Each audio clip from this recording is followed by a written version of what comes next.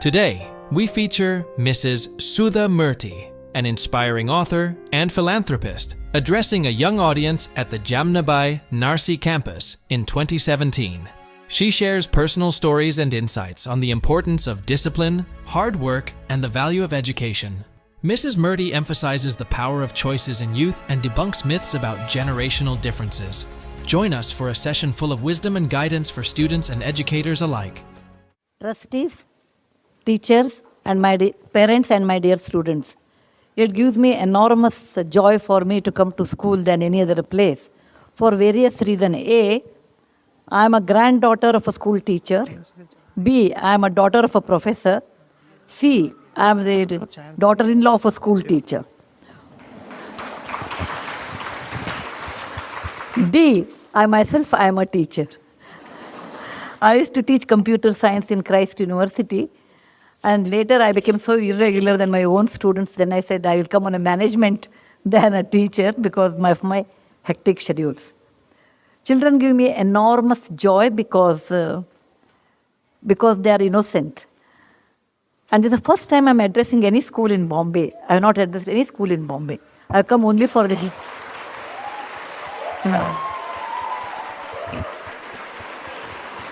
I have only come to Bombay for meetings, never to a school.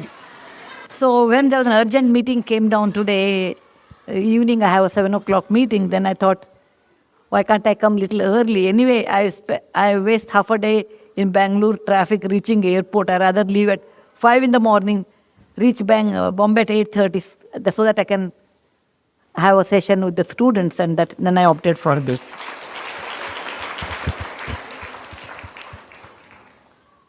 I'll tell you one small story. I am a grandmother of 2 grandkids. Like today's how grandkids are there, they are like that, normal. Okay, that means more talking and less listening. And my granddaughter's name is Krishna, and she told me, they live in London. One day I told her to eat banana fruit. You know, we India consider it's a good fruit. Eat. And then she said, me, Ajji, give me she calls me Ajji, like any Kannada grandmother is called, or Maharashtrian grandmother is called. She said, Ajji, give me a set of reasons why one should eat banana, a 5 years kid. Okay? I said, okay, I will tell you a story, and then you feel like eating, you eat. I said, there was a rishi by the name Durvasa. I'm sure most of you know. Whenever he used to go to anybody's place, they used to get scared of him. Why this fellow has come, let him go as early as possible. I'm sure when you are not a nice person, nobody welcomes you. One day his wife told him, look, people, when you go, people run away. Whereas I stayed with you for such a long time, don't you think I deserve a boon or a special gift? First he was very upset. Then he said, okay, fine, I will give you a special gift. What do you want? She said, I want a fruit which is not grown in Devaloka or up above heaven, which is grown on the earth. Yet it should be used to worship God. B, it should flower once a year and it should not have any seeds. C, all parts of that tree should be used in cooking. D, it should give fruits only once in a year, and the fruits should be not messy kind, like not like a mango or apple. And such fruit, without giving that to God, the puja will be incomplete. He said, okay. He made a tree and gave the fruit to the God, and then he called that, her name was Kadali, so he called that fruit as a Kadali Phala. Kadali in Sanskrit became banana in English later. So whatever banana tree you see, that is the intelligence of a woman who told her husband the kind of fruit which is easy to eat, whose leaves are used for eating, whose bark is in the stem is used in cooking, whose flower is used in cooking, which flowers once a year, and there are no seeds. So I told, it's such a great fruit on the earth. If you don't want to eat Krishna, you don't have to eat. But only learned people eat this one. What I'm telling you is, though every generation, it's really wrong to tell that our generation has a lot more stress. That is totally wrong. Parents, Please remove it from your head in case you have such things. I was in Egypt about 15 years back. Then I took on Egyptology. That is a person who knows how to read hieroglyphy, who knows more about Egyptian history, and went to one place which is 7,000 years old, and there I saw the pyramid. Inside the pyramid there was hieroglyphy, so I asked that fellow, what it is written here, you tell me. This fellow told me, the builder of Egypt pyramid have written about next generation. Next generation doesn't respect time, doesn't respect money, doesn't respect elders. They have less common sense, they are less hardworking. I really do not know how they will survive. Suddenly I felt like, my parents talking to me like that. Every generation feels next generation is less than ours. We are very hardworking, we talk. No, that is really not true. Every generation has their own plus and minus, some totally same. Any mathematics teacher or any students who love mathematics will appreciate this. What is 1 by 2? Half. 1 by 2 is 2 by 4. It is also equal to 3 by 6. It's also equal to 4 by 8. It's also equal to 16 by 32. The moment I say 1 by 2 and 16 by 32, 16 is a huge number, 1 is small, but the ratio remains the same. And that is the way every generation has their own plus, minus, their own strengths. I have seen my great-grandmother, my grandmother, my mother and me, and my daughter, 7 generations I have seen. They were always worried about disease because if there was no antibiotic in those days. If the child gets fever, the mother would have been panicked. Today you go to a pediatrician. In those days it was not there. Next generation I have seen there was no connectivity. Coming to Bombay is once in lifetime, particularly from people from Karnataka. Every generation undergoes a different stress, but they do undergo stress. Now coming to this topic, they told me that you have to address parents. I said I wanted to address students actually, but if parents are interested, I can. But students may get bored. I want to tell something to students and then I will address parents. Students, you should understand one thing. When you are in school, somebody looks after you. Your teacher, your parents look after you. They will tell you some good words and you really get bored. When they start sermon, your mind goes away somewhere. Because I was also a student once upon a time. Too many things that someone tells you, then you won't like it, actually. You won't like it. And too many things we should not tell also. If we want to tell parents, you should always tell in the form of a story. Never tell directly. You should be hardworking. As a child, you may not like it. But please remember, people who care for you only will tell. Third person will not tell. Please don't underestimate your parents and your teachers. It's your duty to understand what they are telling, for what reason they are telling. And you have to actually accept it. And later it will pay its price later part of your life. What you don't learn now will never be learned later. It is always false ideas. When I grow big, I will do. I don't know how many of you have read my book, The Story of Portado. Portado is a real life story. Portado was my classmate. He was reasonably bright, maybe very bright, I suppose. Never came to school, never came to college. I was in engineering college.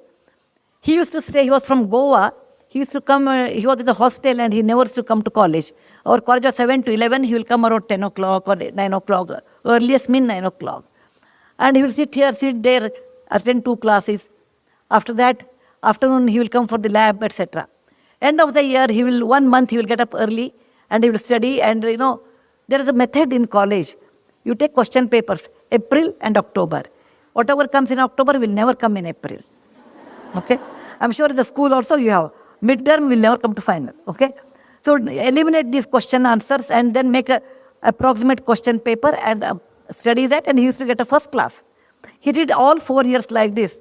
Once I asked Portado, why you are such a bright person? You don't come to class. If you come regularly, you can get distinction. You can get a rank. He said, Sudha, you do not know. In life, it is not the education. It is the connection it really works. And we have to build a lot of connections. When you are young, it helps you.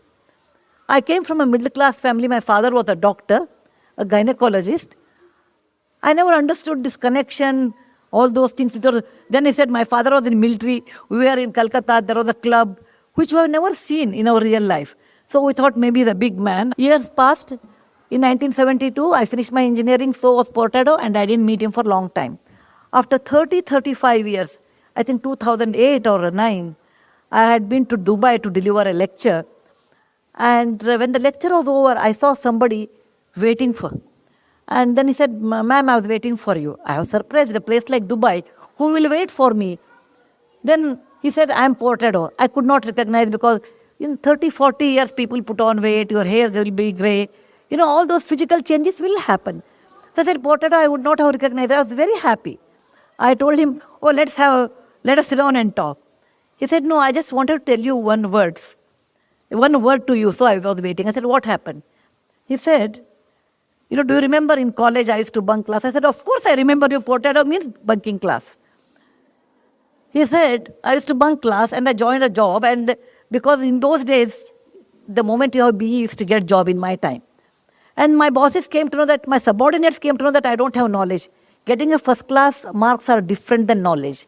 Please remember, parents, your children should be in the pursuit of knowledge than the marks. Though it's a competitive examination.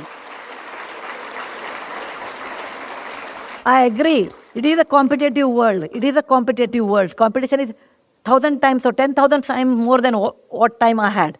But with all those things, the knowledge which always helps you than your marks in real life. So he said, I got marks, but I did not have knowledge. Once the subordinates know that you don't have knowledge, they don't respect you. Once the boss knows you don't have knowledge, then he wants a reason to kick you out. I was kicked out from one job, then I took a second job, and I was so much used to getting up 9 in the morning, I'll go late to the office. I was kicked out there also. Over a period of time, I couldn't get job anywhere. And now I have a job as a manager job or a smaller job in Dubai. And I said, what about your family? He said, I have 2 daughters. I left them in Chennai to study. I said, what? He said, yes, I want they should study well. They should not become like me.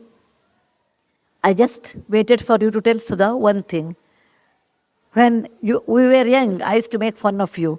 He used to tell me, you are like a running race horse, because the horse will see neither left nor right, it runs. So anyway, you always were academic and we used to make fun of you. Today, when we called you nerd, and I thought I was very smart, today I feel you are successful and I wasted my life. I just wanted to tell you, if you don't discipline when you are school or in college, you pay a heavy price in later part of your life. Discipline, like coming up in a proper way, writing properly, okay, talking properly, communicating properly, respecting people properly. This really helps a long way in your life. So I don't want you should be like Portado, regretting in your old age. You should remember that to be successful in life, there is no shortcut. The only method is hard work and straight way. And that you have to do. Thank you very much for giving me an opportunity to address both of you. And in case you have any questions in my limited knowledge, and my answers are highly subjective.